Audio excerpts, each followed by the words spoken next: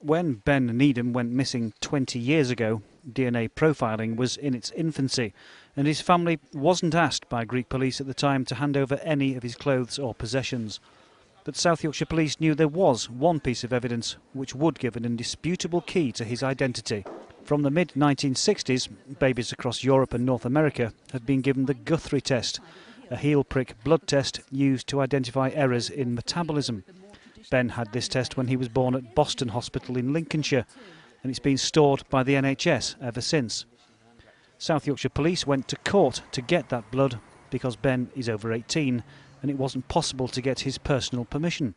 Earlier this month, the Queen's Bench Division of the High Court allowed the sample to be released. Ben's mum, Kerry, says it's a huge breakthrough. It's been a long process over about 6 or 7 months, but the end result is obviously, it's amazing. It's going to obviously help us in our search for Ben, but just the sheer scale of what this achieves for other missing families out there as well. And also South Yorkshire Police have, they've really broke their back with this. They've pulled out all the stops, and again that just shows the amount of support that South Yorkshire Police give to my family and obviously to the finding of Ben.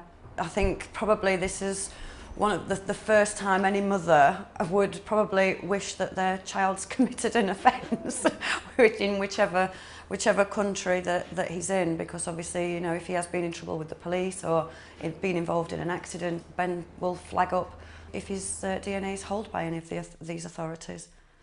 In a statement, South Yorkshire Police said they'd obtained Ben's DNA to match against any DNA profiles that might be forthcoming from the Greek authorities or other sources. They submitted a court application under the provisions of the Human Tissues Act, working alongside Sheffield Children's Hospital and with the support of Ben's family, to obtain Ben's DNA profile and release it to South Yorkshire Police.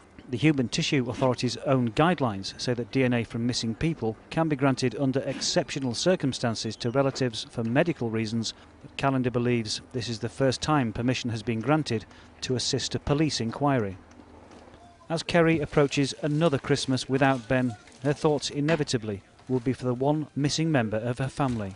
But the love and support that I have from my parents and my brothers, and obviously Leanna, that will make it easier, but there won't be a minute throughout the Christmas period that none of us are not thinking about him. We'll just wish for, just a really happy ending to this long nightmare that we've all been living these past 21 years.